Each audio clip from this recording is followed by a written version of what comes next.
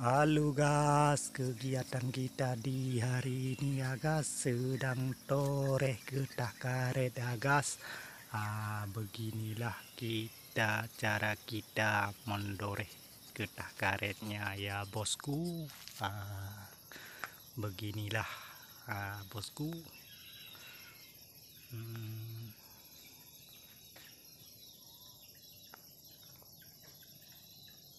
Beginilah kita punya kerja hari-hari ya bosku. Beginilah caranya kita pusing dia punya batang, berdiri, jongkok lagi, berdiri lagi. Beginilah kita punya kerja hari-hari ya bosku.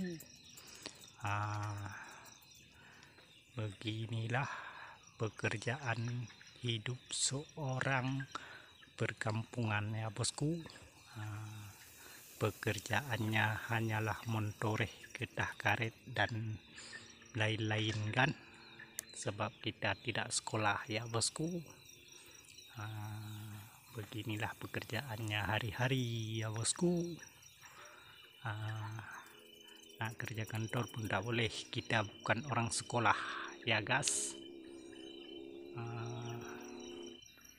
Mantul gas, tijohnya gas, putih pekat melekat ya bosku.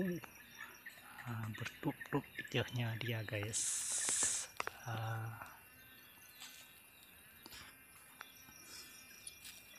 Inilah kita punya pekerjaan hari-hari ya bosku. Beginilah hidup seorang petani kebun karet ya bosku. Pokoknya dibantu spot terus ya bosku, agar kita lebih semangat lagi dalam menoreh getah karetnya ya bosku. Mari kasih spot ya bosku, dengan cara di like, di komen, di share, di follow juga ya bosku. Di follow Ali Imran ini ya bosku, agar kita lebih semangat lagi dalam menoreh getah karetnya ya bosku. Dibantu yang spot ya gas. Beginilah kita punya kerja hari-hari, hidup di perkampungan ya bosku. Beginilah